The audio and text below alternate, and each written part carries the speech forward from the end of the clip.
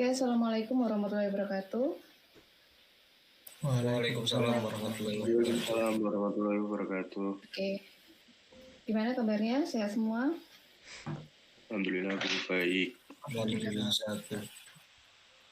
Oke, hari ini kita ketemu lagi alhamdulillah dalam pertemuan ke-10 kelas teknologi fasad. Jadi di pertemuan yang lalu kita sudah belajar tentang adaptif fasad ya. Sebelum kita masuk ke materi kelas hari ini, kita akan recall dulu dari materi yang lalu. Sebentar saya share screen dulu ya.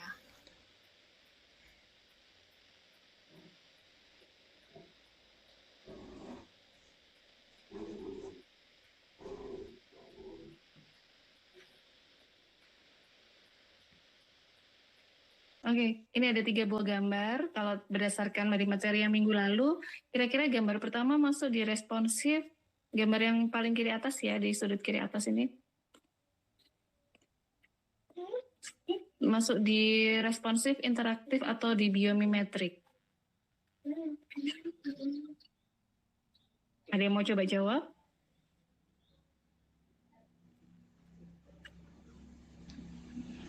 Oh, izin jawab. Siapa dulu, Zafran atau Raffi?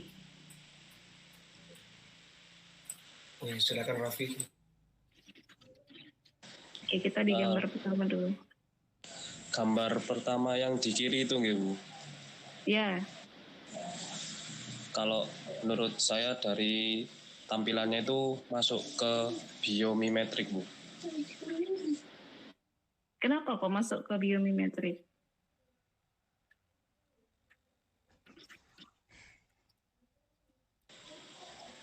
Dari segi tampilannya itu punya fungsi untuk sebentar, Bu, saya susah merangkai kalimat. Intinya kayak mengatur suhu udara, Bu, untuk menjaga tingkat panas di fasadnya itu, Bu. Saya susah merangkai kalimat. Oke, makasih Raffi. Ada yang berbeda jawabannya dengan Raffi? Zafran tadi mau jawab juga, kira-kira jawabannya apa Zafran? Nafis? Iya sama Bu, biomimetrik Bu. Kenapa? Alasannya kenapa? Ya karena di sana terlihat desain fasadnya kayak terinspirasi dari alam Bu, gitu sih. Oke. Terus Oke. Yang pertama jawabannya biomimetrik. Oke, benar ya. Jadi yang pertama ini fasadnya adalah fasad biomimetrik. Tapi alasannya bukan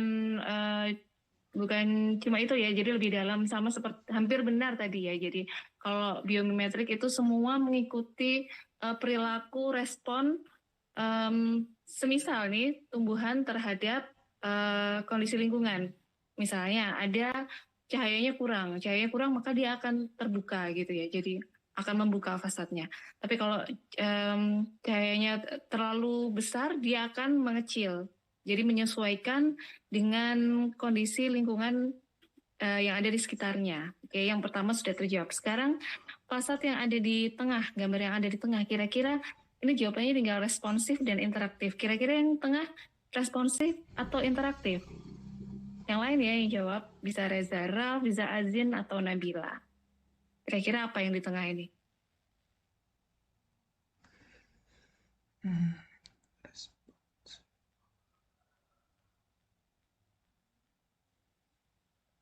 Alasan nih, Gung.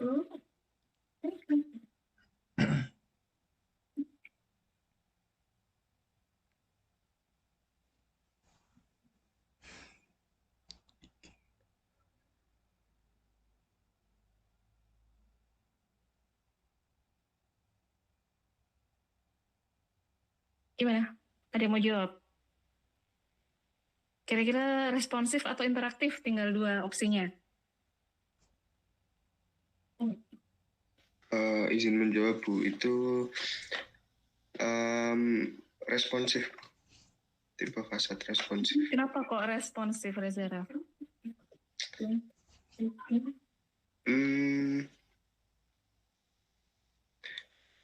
Jadi dia itu merespon suhu atau mungkin iklim di sekitar. Jadi ketika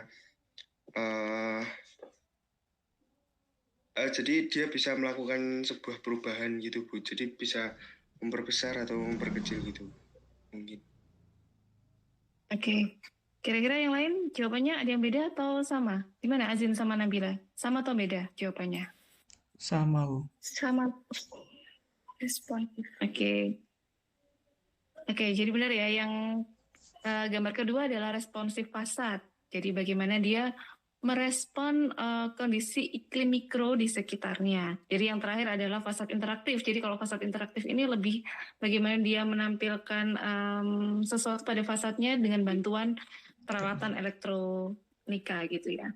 Nah sekarang jadi pertanyaan saya, kalau gambar pertama sama kedua bedanya apa ya? Jadi biomimetrik sama responsif, basic dasar bedanya apa? Kalau sama-sama dia merespon kondisi lingkungan. Kira-kira ada yang mau berpendapat?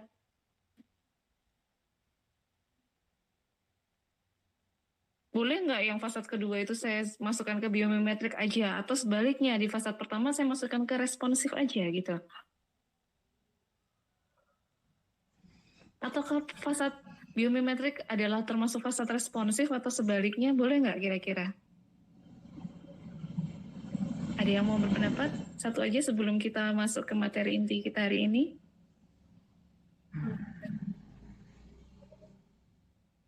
Gimana?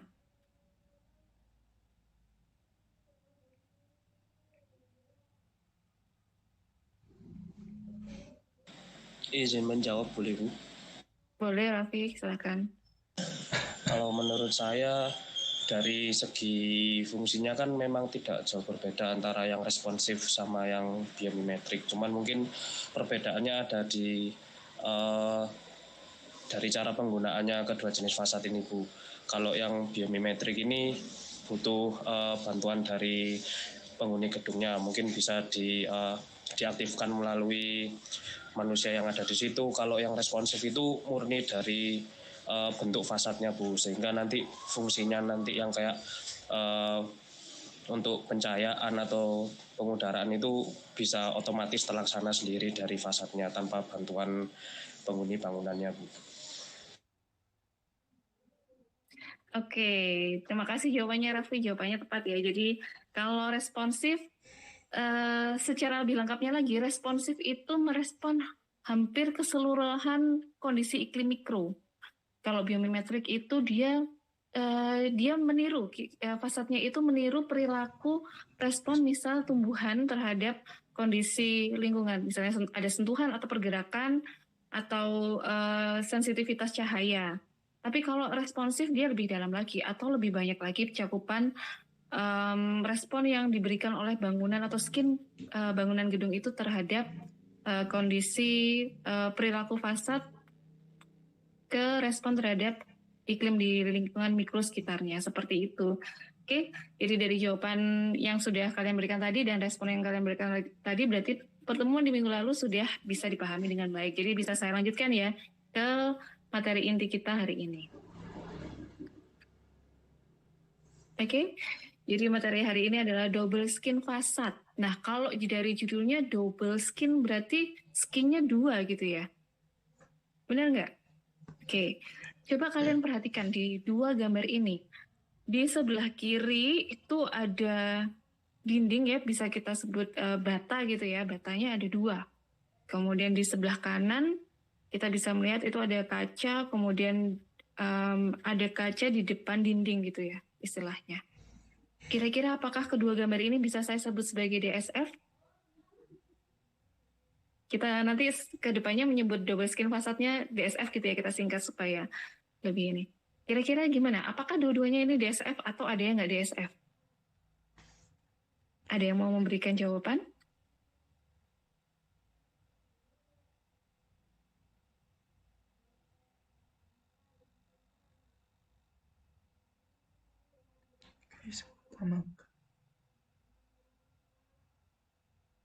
Kalau kita lihat dari kata-katanya double skin fasad, berarti fasad ganda gitu ya, atau fasad kulit fasad yang double gitu ya, atau secara harfiah seperti itu. Kira-kira dari gambar ini gimana? Apakah semuanya DSF atau ada yang nggak DSF? Kalau ada yang nggak DSF yang mana, yang DSF yang mana kira-kira? Ada yang mau mencoba menjawab?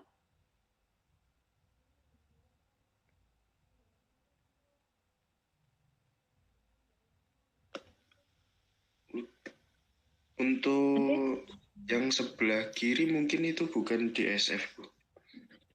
Karena dari material yang sama.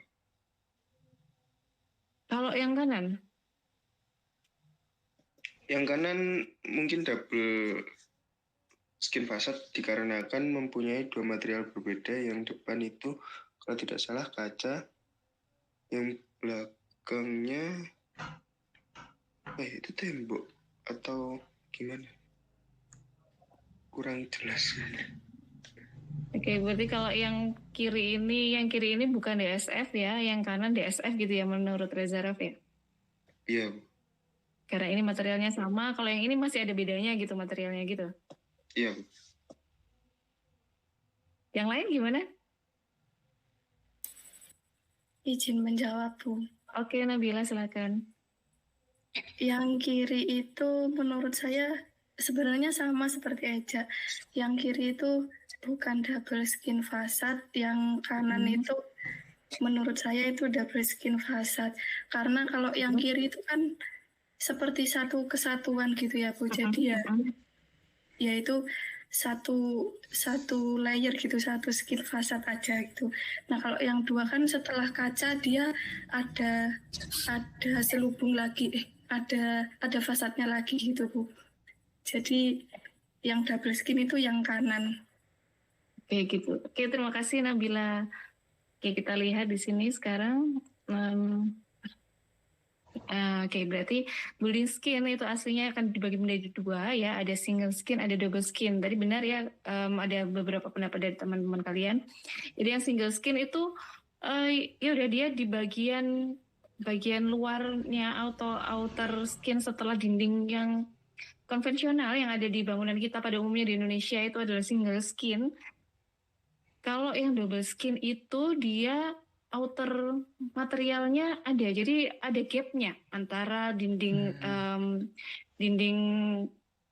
konvensional yang biasanya kita gunakan gitu, kemudian di sebelah ada gap, kemudian ada material penutup lagi di situ. Yang digunakan adalah kaca, dan harus kaca. Kalau nggak kaca tidak bisa disebut sebagai double skin. Kalau tadi gambar yang ada di sini, ini kita bisa ngomong, kelihatan nggak ya? Oke. Nah yang ini itu kita bisa bilang dia double wall atau dindingnya dua, tapi bukan double skin, gitu ya. Bisa dipahami ya sampai di sini. Jadi ada prinsip-prinsip tertentu yang kita bisa boleh ngomong, oh ini pakai DSF, oh ini bukan gitu ya. Oke, kita lanjut dulu. Nah, kenapa bisa disebut DSF? Ini adalah DSF komponen, ada outer, ada gapnya, kemudian ada inner skin. Dan yang harus dipahami lagi adalah DSF itu harus kaca ketemu dengan kaca. Ya, jadi ini material outer skin ini adalah kaca, yang inner skin itu juga harus ketemu dengan kaca. Boleh nggak Bu kalau misalnya ini kayak gini ada ada dindingnya dulu gitu ya, nggak full, nggak nggak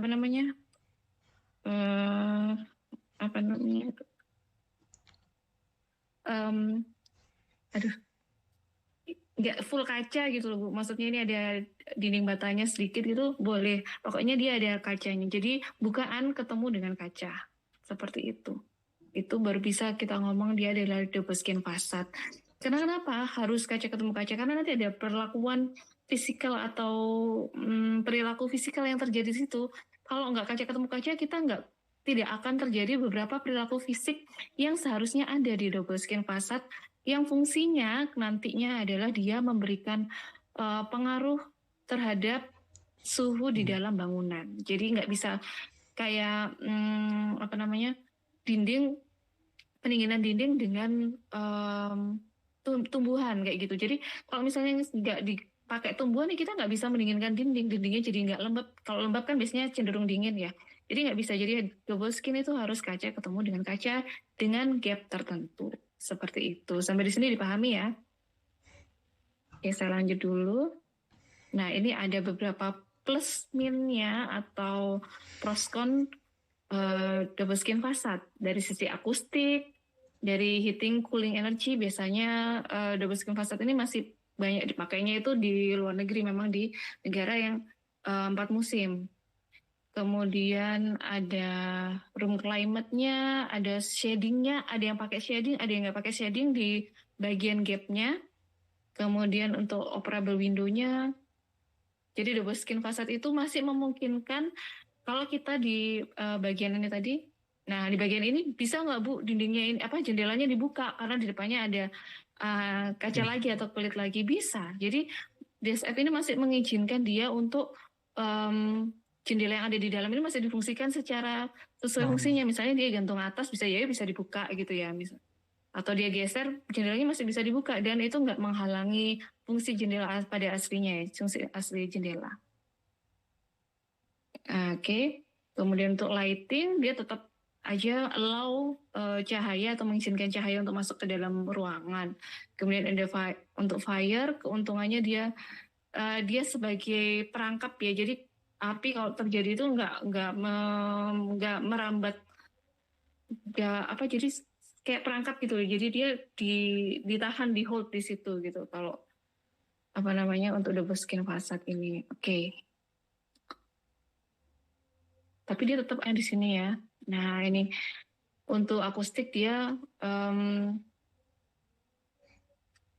ini misalnya yang nomor 1, karena dia harus ada ventilasi yang terjadi, jadi akustiknya nggak benar-benar dia akan menahan bising yang noise yang masuk ke dalam gedung secara 100% enggak, tapi tetap ada suara atau bising yang bisa masuk ke dalam ruangan karena dia tetap harus ada aliran udara yang mengalir di cavity wall, di cavity-nya atau di air gap-nya itu.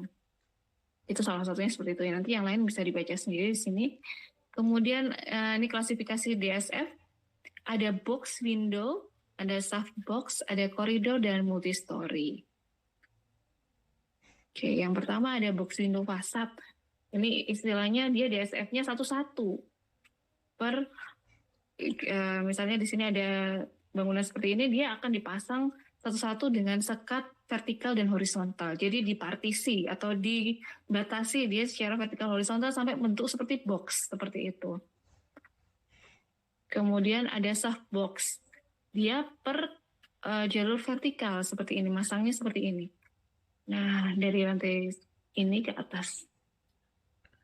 Kemudian ada koridor fasad. Nah, koridor fasad seperti ini dia masangnya secara horizontal, kalau soft box tadi secara vertikal. Dan yang terakhir adalah multi-story ya. Jadi multi-story di sini masangnya langsung terusan dari bawah ke atas. Ya. Oke, kemudian itu aja untuk klasifikasinya. Jadi tergantung dari bentuknya, cara pemasangannya. Mulai saya ulang lagi, dari box window dia persatuan bukaan gitu ya, dan dibatasi vertikal horizontal secara langsung seperti itu. Kalau subbox secara vertikal, ini contoh aplikasinya. Kemudian koridor dia secara horizontal seperti ini. Kemudian multi-story dia langsung dari bawah sampai ke atas. Nah, ini klasifikasi DSF berdasarkan ventilasi modenya. Jadi ada 3 tipe di sini. Kita bisa pakai ventilasi secara alami, kemudian mekanis, dan hybrid atau dua-duanya. Ventilasi alami berarti bagian atas dan bawah ini dibuka. Jadi tidak ada bantuan fan. Kalau ventilasi mekanis, ada fan untuk nyedot udaranya dari bawah ke atas gitu, disedot.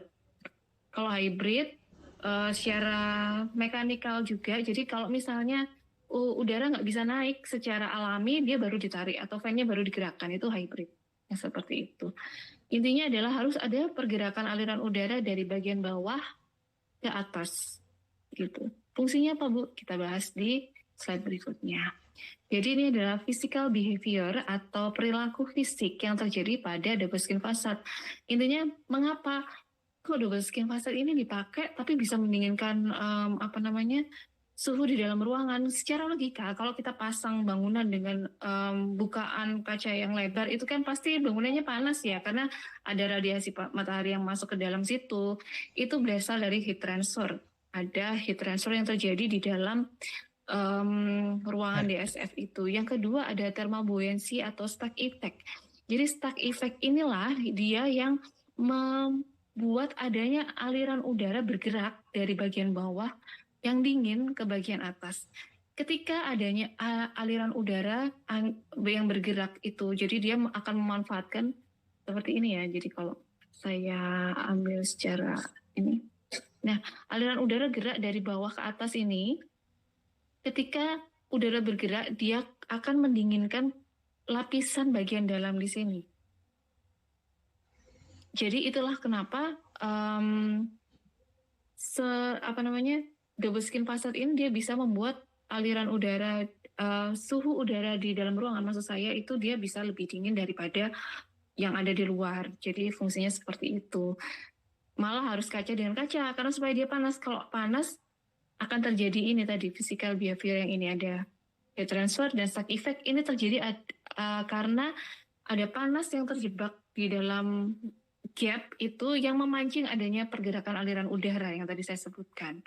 Kalau itu bukan kaca dan kaca, itu nggak bisa gitu, nggak bisa terjadi. Jadi makanya itu harus kaca ketemu kaca kalau double skin facade gitu. Oke, sampai di sini bisa dipahami ya.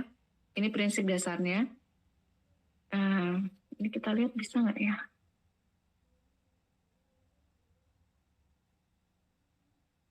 Oke, sebentar.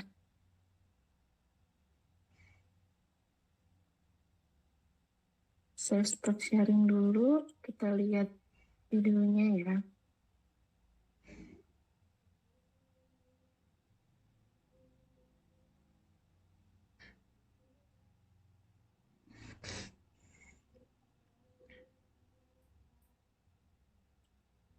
Lihat videonya.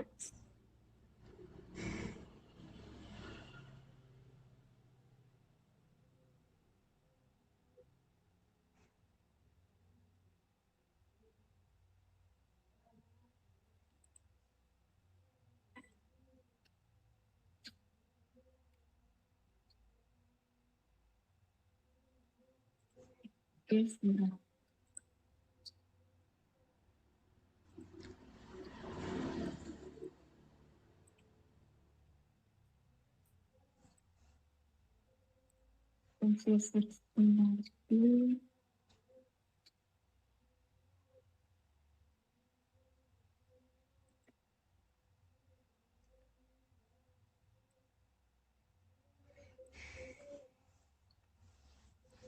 Udah terlihat belum? Sudah ya? Sudah, Bu. Sudah. Oke.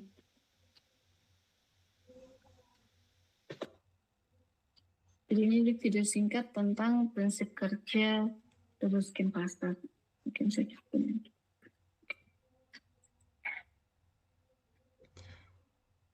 Oke, nah di situ kelihatan kan, nah udara bergerak dari bagian bawah dan atas ke atas.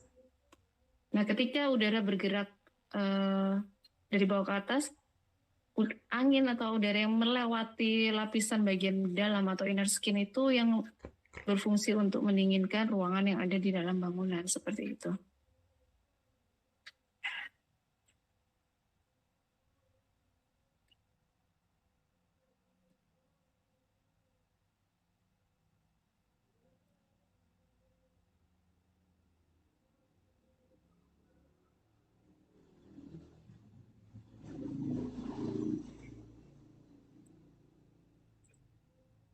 Oke.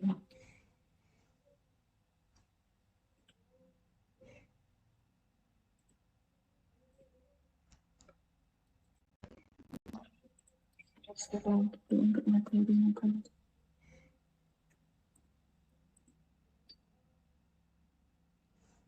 Oke, sudah terlihat ya.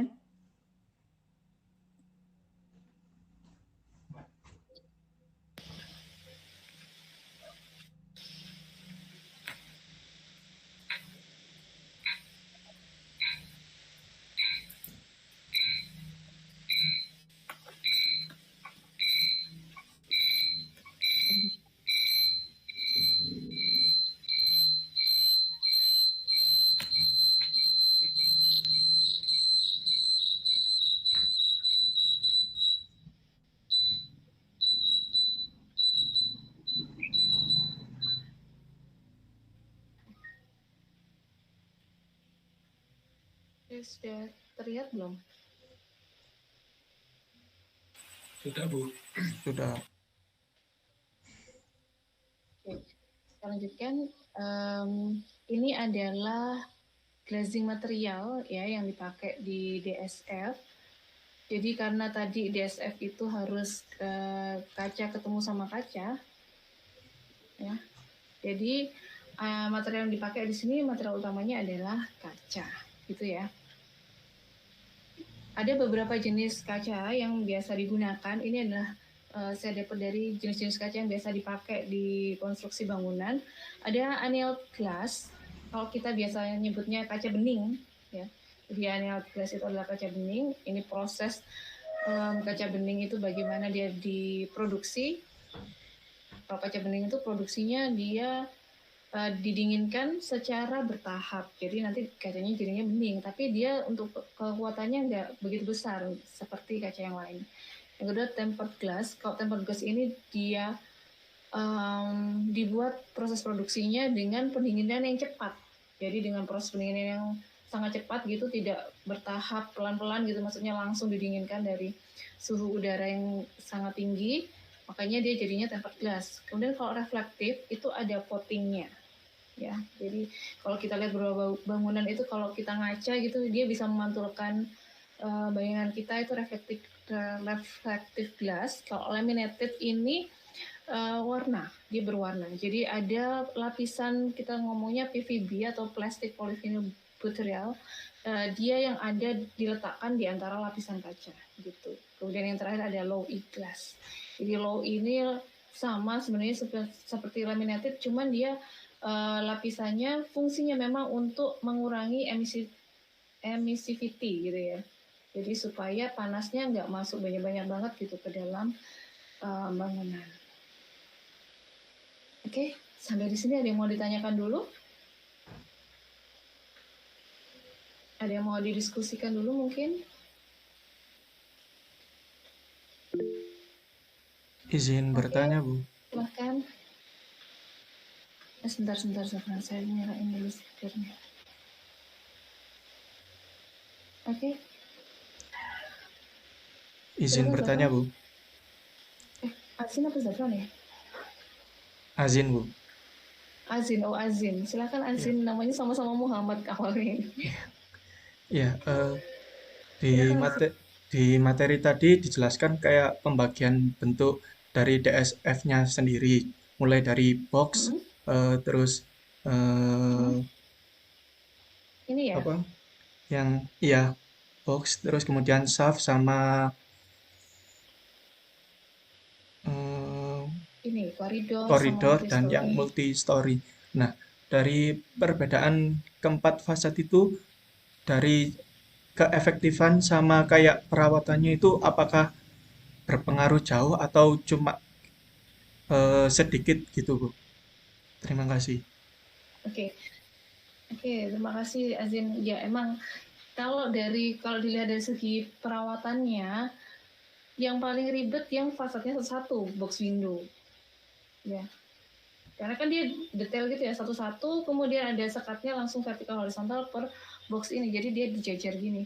Tapi aktualnya dia disekat langsung secara vertikal dan horizontal, gitu. Nah, ini penggunaannya tergantung juga dari fungsi bangunannya apa, gitu. Jadi kalau kita misal bangunannya kayak apa ya? Contohnya kalau misalnya bangunan pendidikan aja, kalau bangunan pendidikan itu masih oke lah kita pakai yang ini box window misalnya, itu masih applicable. Tapi kalau misalnya bangunan perkantoran yang biasanya dia menerus ya kacanya dari atas ke bawah, itu akan lebih efektif pakai multi-story. Dia perawatannya juga akan lebih mudah gitu, nggak ribet, nggak membutuhkan waktu lama juga untuk perawatannya. Jadi yang lebih banyak dipakai sekarang itu yang multi-story, jadi langsung dari bawah ke atas gitu. Kalau bangunannya kayak gini Bu, yang seperti ini, nah istilahnya gini, double skin facade ini bisa direncanakan dipakai dari awal. Jadi kita mendesain baru bangunan, pokoknya bangunan ini nantinya pakai DSF, itu oke. kita bisa milih kita mau pakai box window, softbox, koridor atau multistory. Tapi kalau bangunannya udah existing ya, bangunannya udah terbangun nih, terus habis itu bangunannya kok panas ya, akhirnya dipakein apa?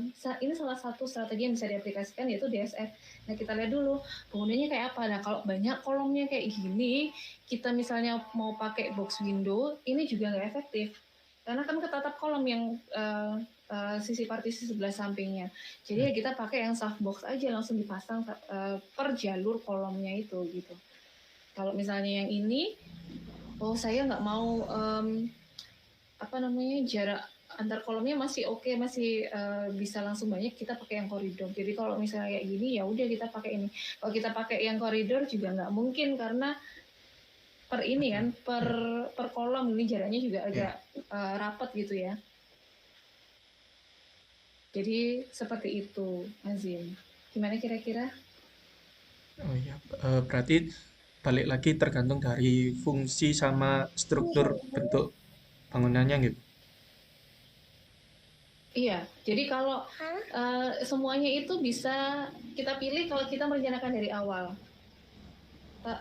Tapi si DSF ini menyediakan beberapa alternatif kalau bangunannya sudah existing, kemudian kita mau pakai aplikasikan yang mana, yang paling memungkinkan ya disesuaikan dengan bentuk bangunan dan fungsi bangunannya juga.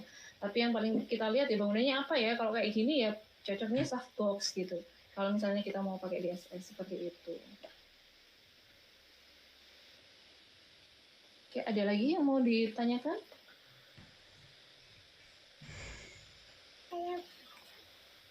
Saya Bu.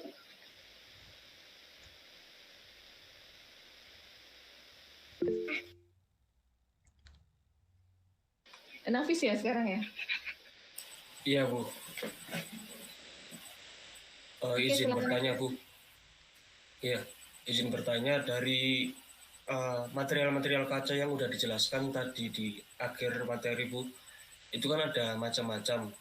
Nah, itu saya izin tanya untuk penempatan materialnya entah di skin luar atau di skin dalam itu pengaruhnya gimana ya, Bu? Atau jika di luar ini lebih pengaruhnya di bagian mana kayak gitu, Bu? Terus apakah bisa dicampur atau dibedakan dari sisi luar atau sisi dalam tuh efeknya nanti bakal jadi kayak gimana ya, Bu ya? Oke, Nafis. Ini pertanyaan bagus, mungkin nyerempet penelitiannya siapa gitu ya. Oke, jadi anneal tempered laminated low E ini bisa digunakan di kedua sisi. Mau di inner atau outer skin. Efeknya tapi berbeda. Sejauh mana efeknya itu? Kalau yang pernah saya teliti, misal nih ya, yang di inner kaca bening, kemudian yang di luar kaca bening juga. Dia berapa persen sih penurunan? Kalau dulu saya sempat meneliti adalah penurunan energi pendinginan. Energi pendinginan bangunan yang disebabkan oleh perbedaan penggunaan material kaca gitu ya di sini. Tapi sejauh ini yang saya lihat, yang saya pernah tahu, saya mengaplikasikannya di bangunan existing tapi tidak mengubah jenis kaca yang di inner skin, jadi yang diubah cuma di outer skin aja gitu. Jadi nanti tergantung U value-nya, tergantung shading coefficient dari kaca itu, dia seberapa besar itu harus diteliti dulu, dilihat dulu. Jadi saya nggak bisa ngomong, oh si low E ini paling bagus, tapi dia ketemu sama siapa? Nggak berarti low E ketemu low E itu hasilnya paling bagus, nggak juga. Ada yang seperti itu. Jadi nggak, oh jangan-jangan malah misal di luarnya yang low E, yang di dalam bening, itu yang paling oke daripada low E ketemu low E. Jadi itu harus diteliti lebih lanjut lagi. Jadi ada studi atau penelitian yang lebih lanjut lagi gitu ya. Jadi jangan berpikir yang bagus ketemu bagus itu akan menjadi paling bagus, nggak selalu. Kalau di bidang penelitian apalagi terkait material, nggak selalu material yang baik disandingkan dengan yang baik akan menjadi material yang akan mendapatkan hasil yang terbaik seperti itu. Kadang bisa jadi dia malah melemahkan. Seperti itu ya. Nah, Nafis ya. Ya, Bu. Iya, Bu, terima kasih, Bu.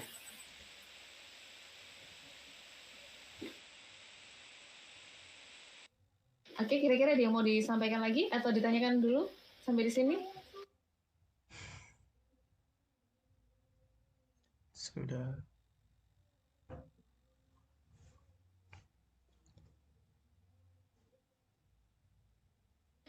Cukup ya?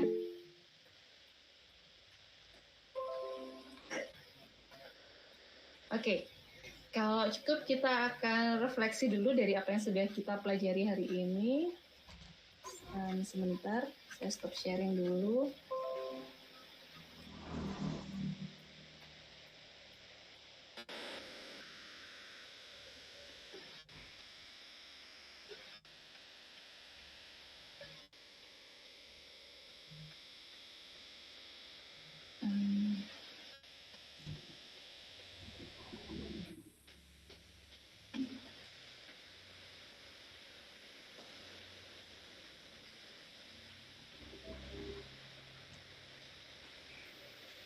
Saya share sebentar ya.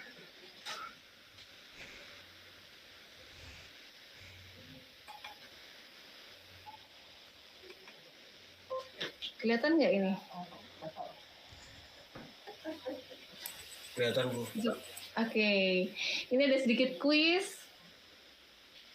Kita bisa menjawab, kalian bisa menjawab. Ini ada 6 pertanyaan ya. Ini kita berberapa? Berlima. Cukuplah satu kira-kira. Ada pertanyaan 1 sampai 5. Iya benar, pas 5. Nanti satu-satu ya. Jadi boleh dimulai dari siapa dulu? Saya kasih waktu 1 menit dulu ya untuk membaca pertanyaan dan perkiraan jawabannya gitu ya. Nanti kalian bisa menjawab satu-satu.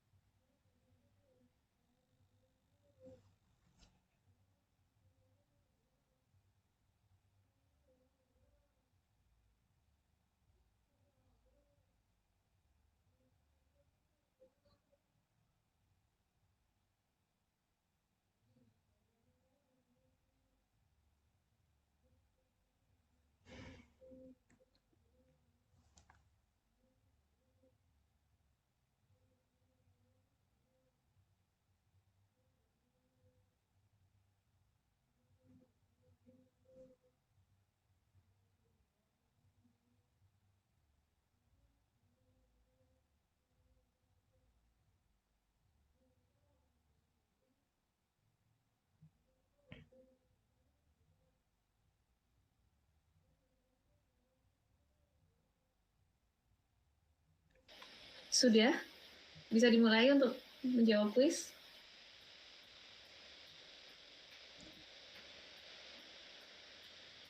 Sudah siap? Sudah terjawab semua ya?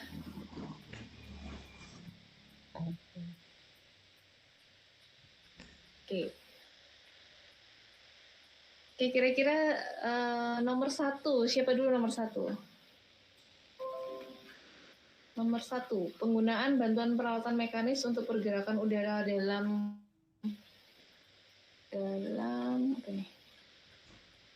DSF. Ada yang mau jawab kira-kira?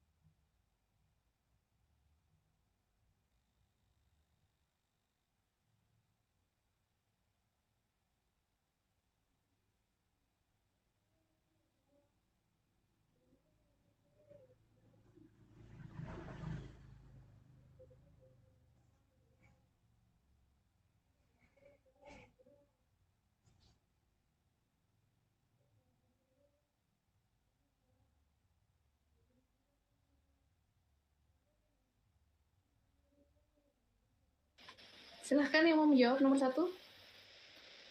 Penggunaan bantuan peralatan mekanis untuk pergerakan udara dalam DSF.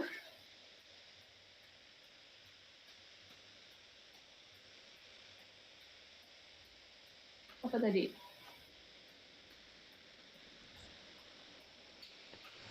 Based on ventilation mode tadi.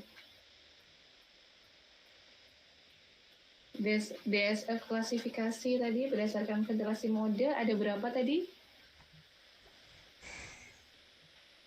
Ada 3. Apa aja?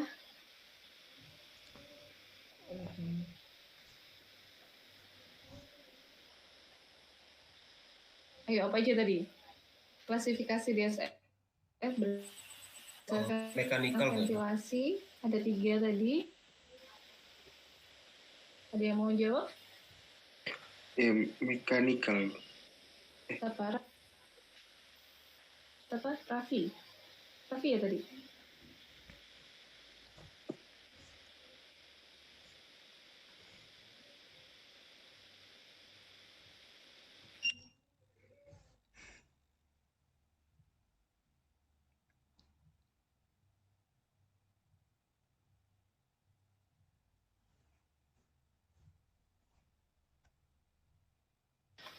Ya tadi ada natural, bla bla bla bla bla bla. Kalau yang menggunakan bantuan peralatan mekanis, siapa? Zafran yang jawab. Mechanical. Spellingnya gimana spellingnya? How to spell mechanical? MECHANICAL.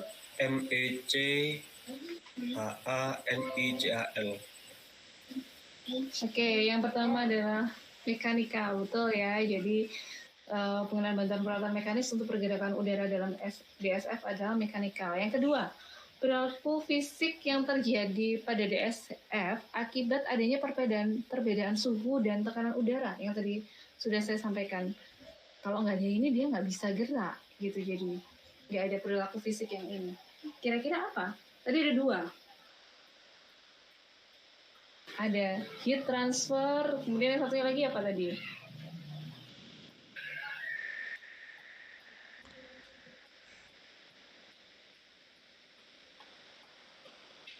Yang satunya apa tadi? Selain heat transfer, udah saya kasih clue.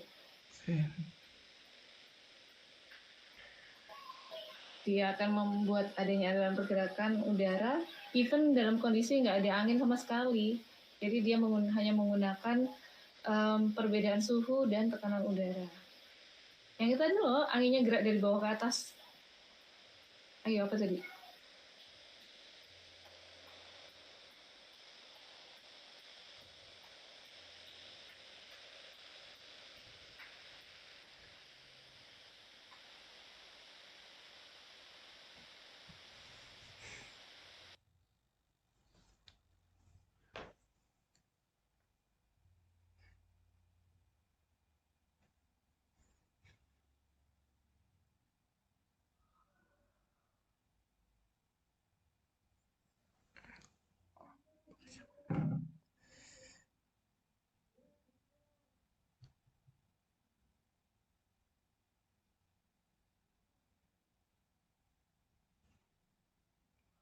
Ada yang bisa jawab nggak ini?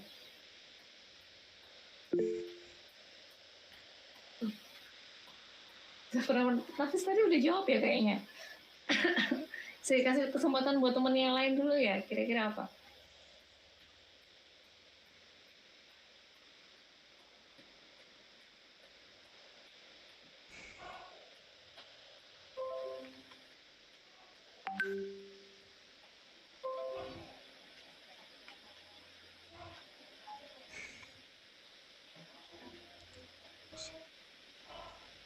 Ada yang bisa jawab?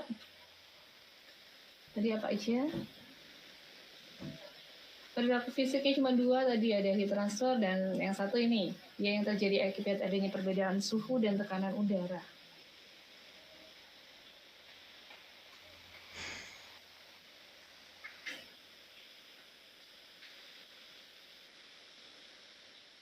Atau yang nomor 3 dulu, nomor 3. Ada yang mau jawab nomor 3? Nomor 3 itu material kaca yang terdiri dari 2 atau lebih. Nomor 3 laminated glass. Laminated, how to spell? LAMINATED. NATED. Oke, Reza Raf ya. Oke. Yang tadi nomor 2 sudah ketemu belum jawabannya? Belum. Nomor 4, wes. DSF yang disukai secara vertikal dan horizontal. Kurang siapa ini? Kurang Azin, Raffi, sama Nabila. Ayo, siapa yang mau jawab? Nomor Saya, 4. Bu. Oke, Azin apa Azin? Box Nomor 4. window. How to spell? BOXWINDOW.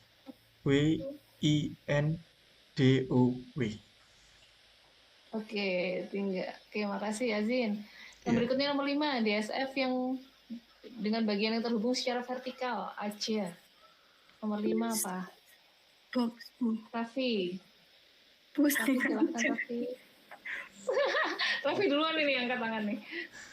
Tipe DSF yang secara vertikal Nah, vertikal Ayo, saf box, Bu. Box saf. Soft box. Oke, how to spell? SHAFTBOX. Oke, berarti tinggal nomor 2, Nabila. Nomor 2 apa Nabila? sebentar, Bu.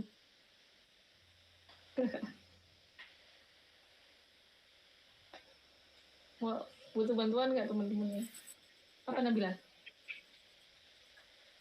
Yang stuck effect itu bukan, Bu.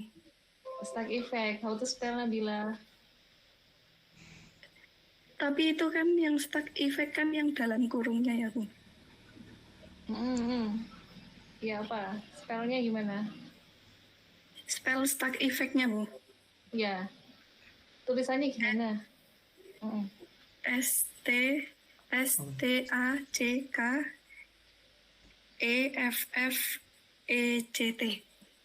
Oke, betul ya. Jadi stack effect. Oke, udah terjawab semua ya.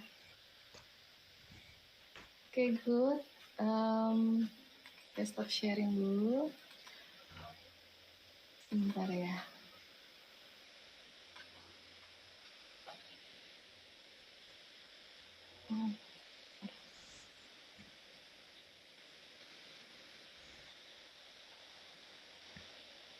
Oke, ada yang mau disampaikan dulu sampai di sini? Belum ya? Oke, sudah cukup jelas ya untuk materi hari ini. Iya. Nah, sebentar. Oke, ini tugas yang harus kalian kerjakan dan kalian selesaikan. Nanti kita akan presentasi dan diskusi di pertemuan 11. Yaitu carilah satu contoh studi kasus penggunaan DSF pada bangunan, bebas mau pakai tipe DSF yang mana aja. Boleh box window, boleh soft box, boleh apalagi tadi koridor, boleh multistory.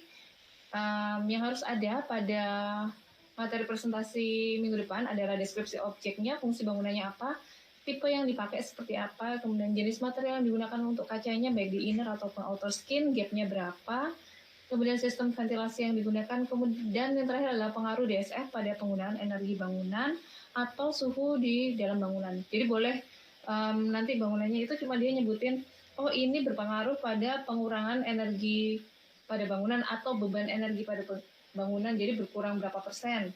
Atau misalnya ada juga yang menyebutkan cuma, oh ini bisa menurunkan suhu sampai sekian derajat Celcius, itu juga boleh. Jadi nanti kita akan belajar sama-sama bagaimana pengaruh yang tadi ditanyakan Zafran, Bu, mana material yang paling bagus gitu. Jadi kita harus riset dulu ya.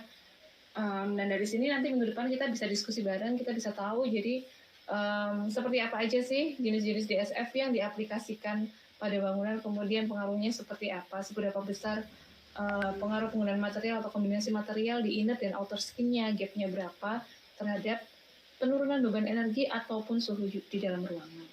Itu ya untuk tugas minggu depan, dibuat dalam format PPT, dipresentasikan dan didiskusikan minggu depan. Oke? Cukup jelas ya? Sampai di sini ada yang mau ditanyakan?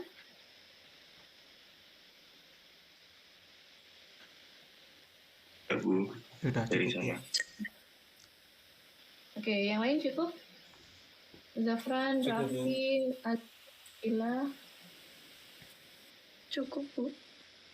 Oke, kalau cukup, pertemuan hari ini saya akhiri dulu sampai di sini. Jangan lupa untuk dikerjakan ya untuk tugas presentasinya. Sebelum dimulai, untuk minggu depan kita akan brainstorming lagi atau kita putar kembali materi yang kita dapatkan sebelumnya. Oke?